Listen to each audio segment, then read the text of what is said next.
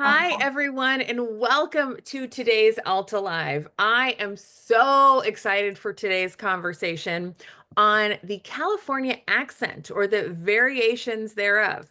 My name is Beth Spotswood. I am Alta's Special Projects Director and your host for today's Alta Live. We are going to be speaking with Dr. Penelope Eckert about the California accent. What is it? How many different versions are there? Do you have one? Do you have another accent? It's going to be a super rad conversation. And so I'm delighted to see so many of you joining us today. A bit about Dr. Eckert, very briefly. Penelope Eckert is the Albert Ray Lang Professor Emerita of Linguistics at Stanford University. She specializes in variationist sociolinguistics and is the author of several scholarly works on the language of gender. I am watching my words and my pronunciation very carefully today as a native Californian because I would like to sound not too Californian, but we're going to talk about what that sounds like. Before we dive in, I do want to do my sales pitch. I always do it. If you're new here, Alta Journal is an award-winning quarterly magazine focused on California and the West. We also have a fabulous website. It's updated just about daily. We do free events like this that take an article from the magazine and bring it to life with one of the subjects. Dr. Eckert was featured in an article, California Spoken Here, by the wonderful Adam Rogers. And so we take articles like this and kind of expand upon them, ask more questions, ask your questions. We also host the California Book Club. It's a monthly event hosted by John Freeman. That also is free. If you like the work we do, it costs a lot of money to make it, so please consider supporting us with an annual membership. That's $50 a year for 4 gorgeous issues of Alta. I will pop a subscription link in the chat. But if you haven't subscribed yet, I really, really encourage you. Now is the time. Get on board the Alta bandwagon. There is a chat. I see a lot of people zooming in or letting us know where they're zooming in from. It is so great to see the Jersey Shore, Toronto, Sacramento, Ramona, California, Burbank, so bitchin' in Burbank, Culver City, Marin County, NorCal, SoCal. It is so great to welcome all of you. This interview will be recorded and posted to Alta Online later this afternoon. You can ask questions for Dr. Eckert in the chat.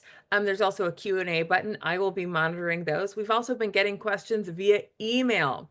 So I know people have a lot of questions about the California accent. There's plural, there's more than one. So welcome, Dr. Eckert. Thank you so much for joining us. Thank you. Thank you. And hi to the Jersey Shore. I've learned that Penelope Penny is from New Jersey, northern New Jersey. So we'll see if we can spot her Jersey accent pop out throughout this conversation. My first question for you, our fact checkers caught me. I had been referring to you as a linguist, but you are a sociolinguist. What is the difference? What's a sociolinguist? There's no difference. A sociolinguist is a kind of linguist. So a linguist is somebody who sort of studies language and sort of the structure and change of language. My specialty is language change. And so I started out my career studying the development of Latin into the various Romance languages, and I worked on a dying dialect of Latin. And then I shifted my interest to what's happening in the US, to English in the US, because language change is a social phenomenon, and changes as language changes, these little tiny changes take on social meaning, and we sort of express ourselves using these sort of phonetic changes. So that's my specialty. Interesting. All right. So I want to dive right in. I've got a million questions, but the first is the California accent. One of the things that Adam talked about in this article was that study had been done on accents in the Northeast, the South, but once you kind of get to the West, it was generally thought of as just the West. I am a native Californian, and I have always felt that we, California, home to Hollywood, where we make movies, we don't have an accent. We are the basic American English. And as I learned in Adam's article, that is absolutely not true. Everyone has an accent. Is there such a thing as official American English, no accent? No, Nowhere. nowhere. Our But creative director is the difference is how long have people been speaking English? So on the East Coast, they've been speaking English for centuries. And when you use language, you change it. Speaking language brings about change. And so over the centuries in the East, you've developed very clear dialects from north to south, Boston versus New York, and so on. Some of it has to do with settlement patterns. But basically, it's a matter of time depth. So the California, I mean, how long have people been speaking English in California? Not long at all. And in fact, this thing we're calling the California dialect really only developed during the 20th century. So it's a new dialect. So people don't really hear it unless they try. because it's new. Like for me, Boston is one of my favorite regional accents. But that accent has had 400 years to develop, whereas people, settlers and English speakers in California have not been speaking English here for nearly as long. Right? Not Okay, really. all right. So am I correct in that there's more than one California accent? How did you even begin to start determining, okay, what is the California accent? How do we break it down? Is there a San Francisco, LA, Sacramento? Is it broken down by regions? What's the process like? No, actually, and that's something that we haven't found evidence yet of clear sort of regional accents in California. But there's the dialects in North American English are based basically in vowels. So vowels are just things you make by moving around the parts of your mouth, your tongue, and you're moving your jaw up and down and your tongue back and forth and up and down. And so it's a very fluid space. And so the differences between dialects. So before I came to California, I focused on what we call the Northern Cities dialect, the dialect of Detroit, Chicago, and so on. And that's a rotation of vowels so that people say, instead of lunch, they say launch, right? Whereas lunch, I'm going to eat lunch. Yeah. I remember the girl was saying, I always steal my lunch, right? Uh, Really? yeah. And bad becomes bad, right? Sure. Okay. And back and so on, right? Like So my back? my back, I hurt my back. You can say that in the Midwest. You can't say it in New York. But in Midwest, you could say back and bat and bad. Whereas in California, it works the other way around. So that ah sound is becoming like ah, bach, My back. I bach. More people are saying, can you hear this? Imagine. What is that? Can you hear that? Very, very lightly. I don't know how to try it again here. Imagine. Imagine. Yes, this is a Californian born in the 1940s. And this is how she says imagine. Now listen to the imagine vowel. Imagine. Okay. Okay. And this is a woman born in the 80s. Imagine. Oh, yeah. Imagine. Right? You can hear the change. You can. That's what we call a historical change. That vowel is moving in the sort of down, if you like, from air to ah. Does that change happen with all? First of all, are we calling these dialects or accents? Is there a difference? Dialect is a more global term. Accent is just the sound system. Dialects also involve grammar, other stuff. All right. So again, let me go back to Boston because that's such an easy one for me to do. You know, park your car and Harvard Yard. Is that accent as old as it is changing like the California imagine is changing similarly? Is this change happening across the country? Changes are happening across the country. One thing that seems to be happening in the East is for a lot of speakers, these regional features are beginning to recede. So people are beginning to tone down certain features. So in New York, the coffee, Yeah. that's beginning to come down so that younger people are more likely to say coffee than coffee. So Why is that? people speculate about what's going on. First of all, I think there's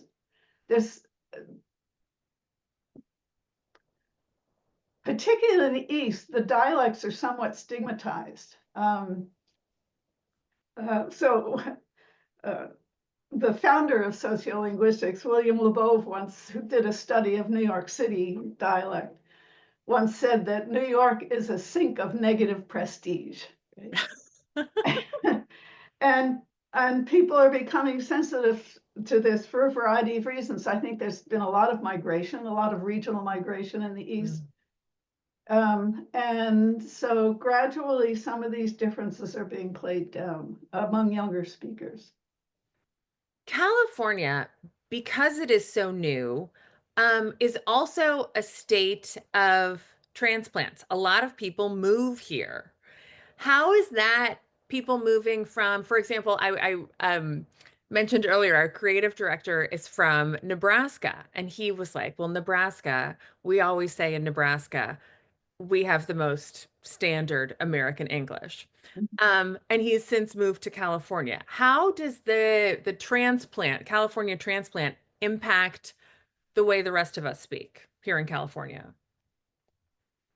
Well, one of the things is the random transplant, like I have not brought the Jersey accent to California, right? There have been waves of transplants. So that, for instance, during the big Western migration from Oklahoma in the South during the dust storms in the 30s, that brought a lot of Southern speakers to California. And those Southern speakers came to California, and a lot of them settled in rural areas because they were running away from devastation in rural areas. A lot of them were farmers who moved here. And we find that in California, so a lot of people sort of refer to these migrants as Okies. And now they've been here for several generations. And one of the things that we've found is that the merger between pin and pen, saying pin and pen the same way, like I'm writing with an ink pen, right? Right. That's a Southernism that came to California with that Dust Bowl migration. And you find it in rural areas. But it's not that the descendants of these migrants do it, but people who orient wherever their families came from, Californians who orient to sort of the outdoors and the country tend to use the pin-pen merger. And in fact, one time I was interviewing a farmer whose family has been in California for many generations. He told me that he said, well, by the way, I pronounce pin and pen the same. He said, I think it's because I'm a rancher. So it's really sort of settled in. So these are the kinds of differences that you can find in California. One of the things that I was so struck by is that, and in fact, I will quote Adam's exact sentence, and he quotes you as kind of making this argument. Spoken language is social performance. We tend to adopt the sound of the group we'd like to be a part of.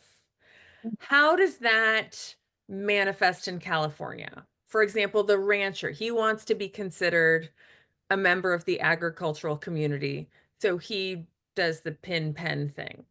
How I think that's a little too calculating. That when we say, yeah, we speak the way, I mean, you can't, oh, hey, I want to be an X over there. I can't just jump into speaking that way, right?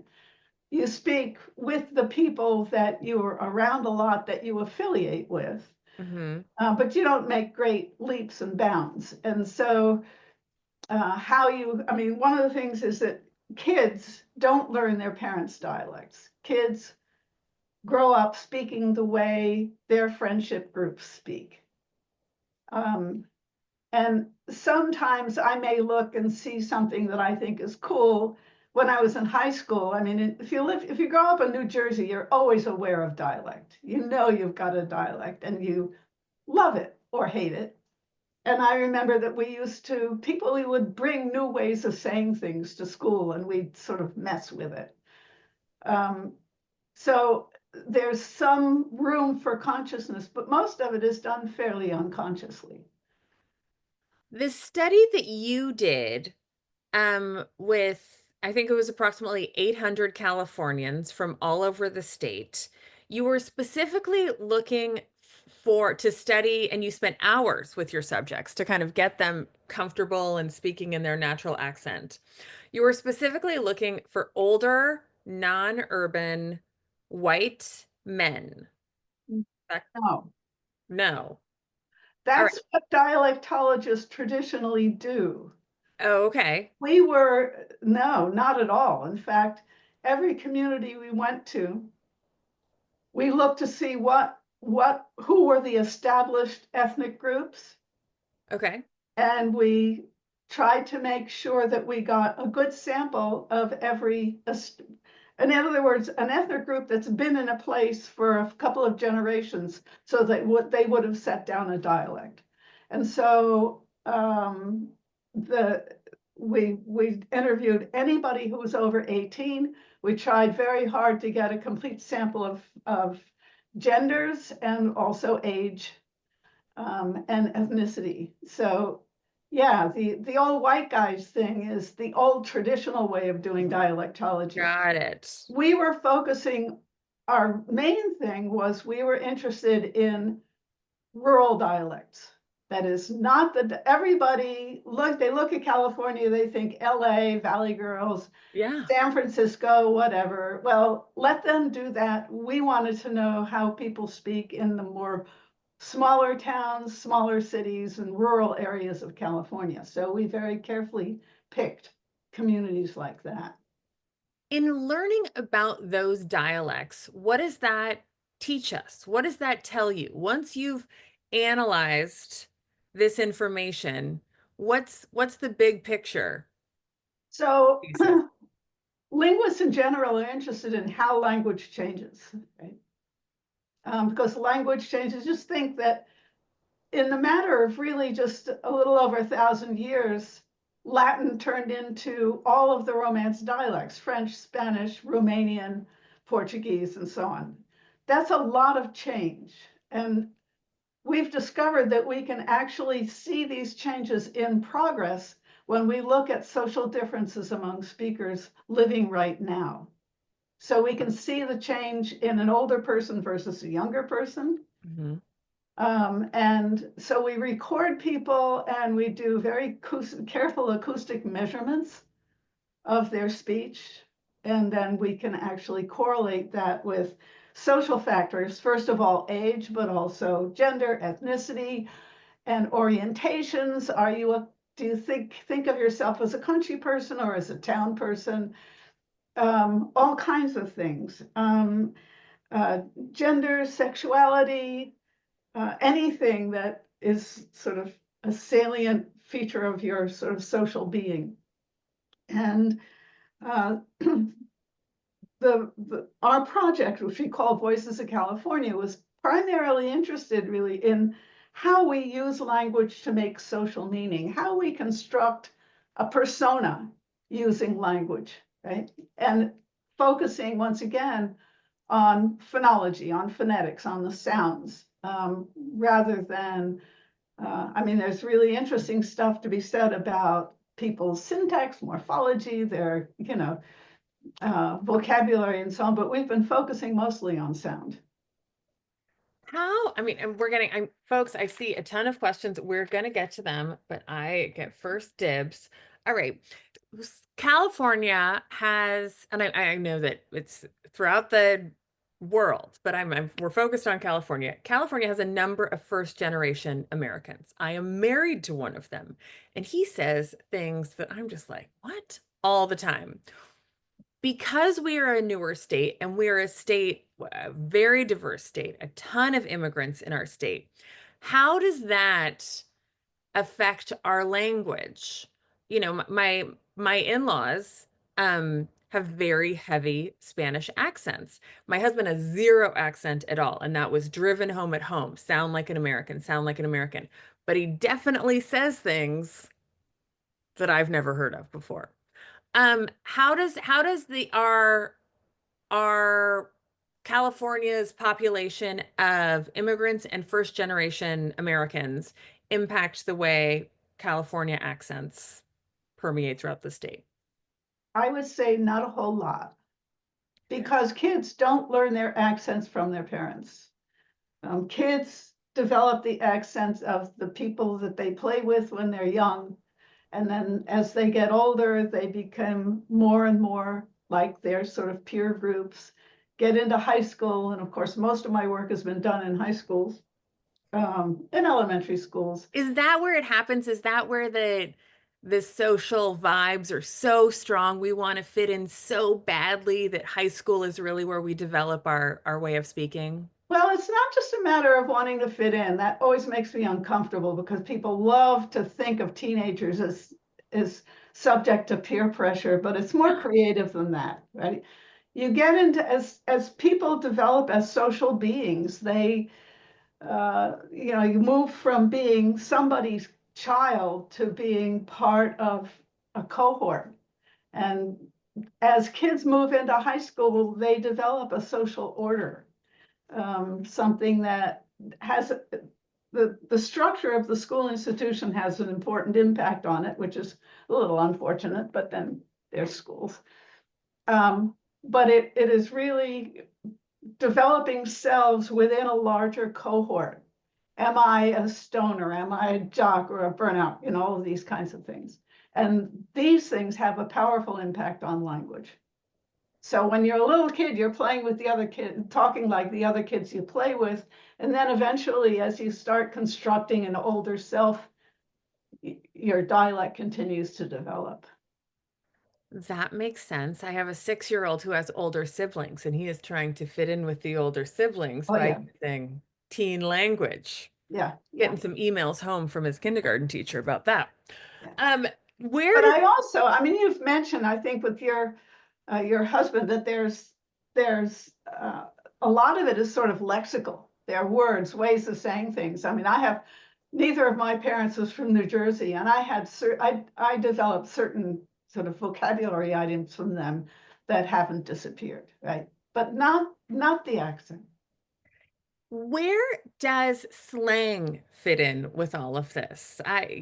There slang words, especially now, and social media is probably a different question, but Riz, Sigma, Ohio. I mean, I don't know how many of you interact with teenagers as regularly as I do, but there was certainly slang in my youth. And I know I remember asking my dad for money, and he said, I don't have the scratch, which was like, what on earth Wow. are you talking about? That was what they called money. That was.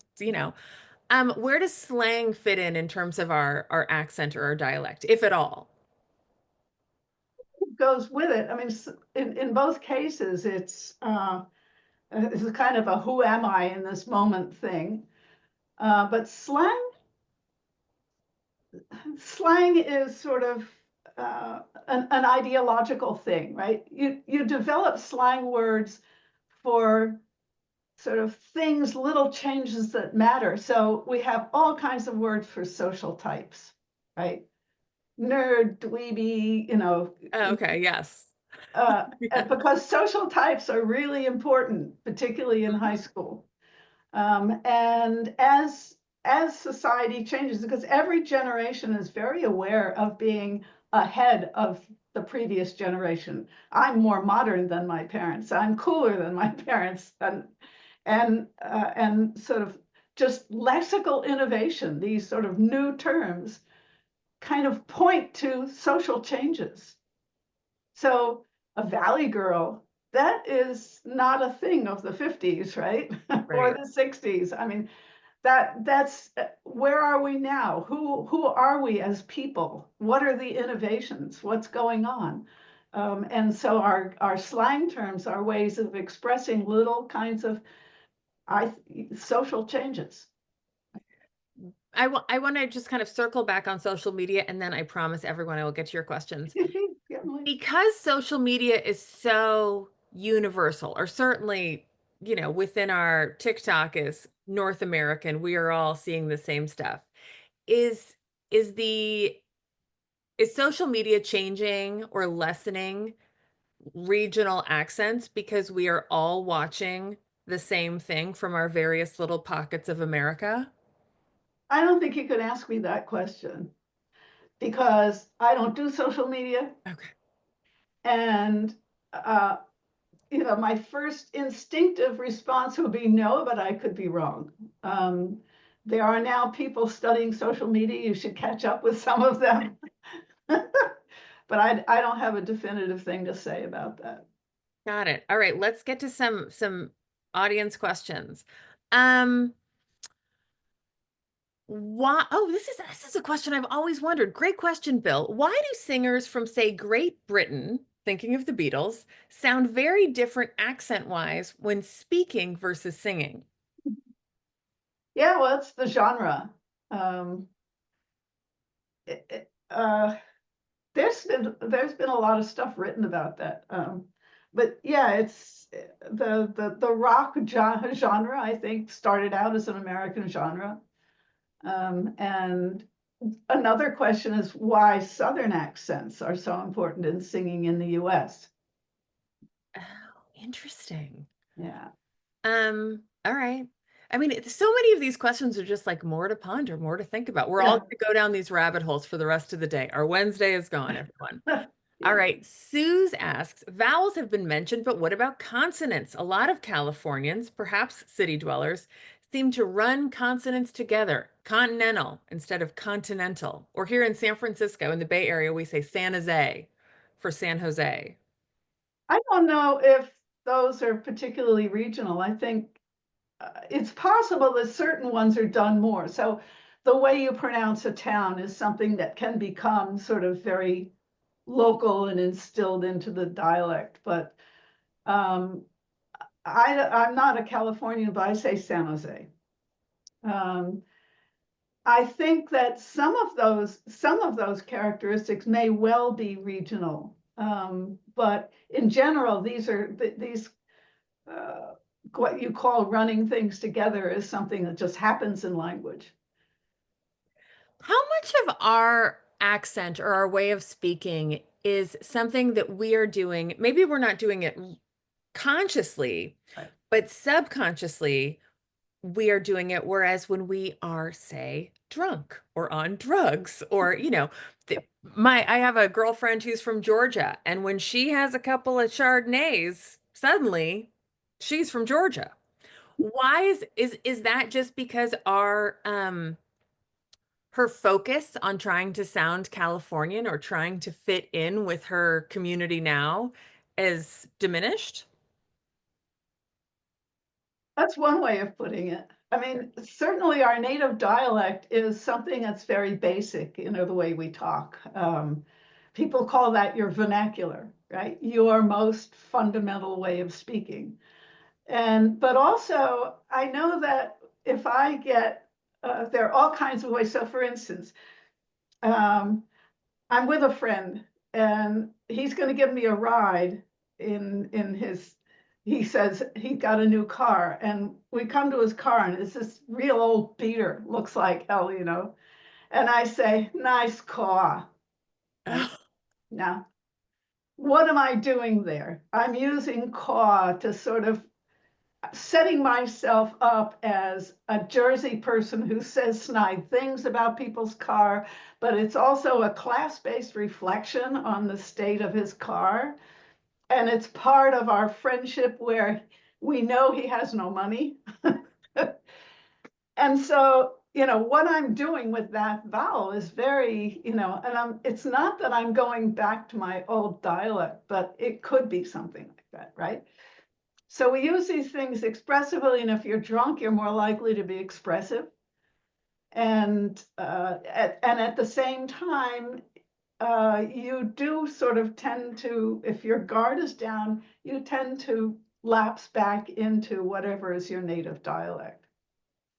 Grace asks, can we talk about code switching, quote, code switching, when it comes to the countless American Englishes, especially race or ethnicity?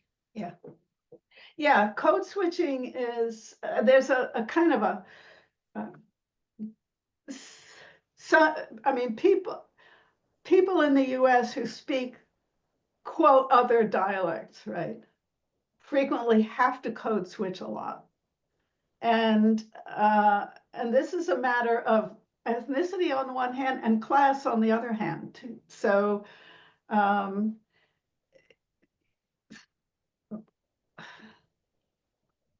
the implication when we say code switching is that these are very distinct systems, right? That I have, for instance, a very African-American system on the one hand and a sort of regional, what they call white system on the other hand. And I could get started on this racial binary and the use of the sort of function of racism in focusing people on dialect differences, that brings about the quote need to code switch, but we won't go there. When you, I have a continuum between the way I'm speaking now and a fairly strong New Jersey accent. I think when I was younger, there was a fluid difference. Whereas now, since I've been an academic for so long, when I go back to New Jersey and hang out with my high school friends, if I sound more Jersey, I'm likely to be code switching. That is moving into a way that is not my normal way of speaking. So whether you're code switching or just sort of moving around is a matter of degree and a matter of sort of how you feel about it. But code switching is definitely a huge linguistic ability and in some sense requirement, but also people code switch just to make social meaning. I don't want to go too far over, so I will end with the way that Adam ends this article, which is to say that he quotes someone else mentioned in the article, New Yorkers are sounding less New Yorky, Chicago's are sounding less northern cities, but that's not the case in California. The California vowel shift continues to advance. Why? Can I tell you the story? So my colleague, Yes. Rob Podesva, who does fascinating research, he's a sociophonetician, has shown that that the California dialect is intensified when people smile. That there is something about the California dialect that is associated with positive affect. New York is the other way around. So there's a lot to think about there, right? And even when smiling can intensify certain. So if I'm saying dude, right, instead of dude, who says that? But smiling brings that vowel forward. But if smiling works the other way around, if going from imagine to imagine, so smiling should make you say more imagine, but in fact, it makes people say more imagine. So there is something between positive affect and California dialect. Did our entire audience just sit there and say imagine out loud to themselves? I'm 100% sure that that's what happened. Yes, yes, they all did. This is so fascinating. I mean, Dr. Eckert, I'm sure we have a million questions, and I don't want to keep you. I guess my last one, I brought this up when we were chatting earlier. There seems to be a lot of uh, how we move our mouth, our tongue around involved in this. It has me thinking of vocal fry. Are you Yeah, is how I mean, how much of this is just and I'm not doing it consciously. I say imagine, and I'm not thinking of how I smile, how I sound. Do we just develop this the way that our mouth is changing the way it forms a word because of that we're trying to fit in with a certain group or be a part of a group we want to identify with? You're back in New Jersey, so your mouth is changing the way it makes words because you're with your high school friend. Is all of this happening in our brain kind of subconsciously? And is that what's required kind of to make these subtle changes in the way we speak? yeah, yeah, definitely. So interesting. Yeah, it is. Um, this is great. And I know our audience is loving this. We have a million. I'm going to let you go. Folks, this whole interview has been recorded. We're all going to be walking around saying, dude, imagine for the rest of the day if we're here in California. This was so much fun. I love that our audience had a great time today. Dr. Penelope Eckert, I am so grateful that you took the time from your schedule. I know you're a professor emerita, but you're still working. You've still got students. You're still doing so much. I'm so grateful that you took part in Adam's article. You said he was a fun interviewer too, which I'm delighted to hear. It was a great, and he was so smart, and it was just fun. It was a great interview. Yeah. Good, And good. this has been fun too, so thank you. Delighted. Well, I'm so delighted that you came today, and of course to our audience. I want to welcome you all. Next week, we're gonna welcome author Claire Hoffman. She's got a new book about Amy Semple McPherson, the evangelist from LA in the 1920s and 30s. Who had a mysterious disappearance and reappearance. I hope you will join us for that. That's May 14th. Again, we've been chatting about the California accent with Dr. Penelope Eckert, and I am so grateful to the whole crowd for zooming in today. Take care and have a gnarly, badass rest of your week. Thanks all.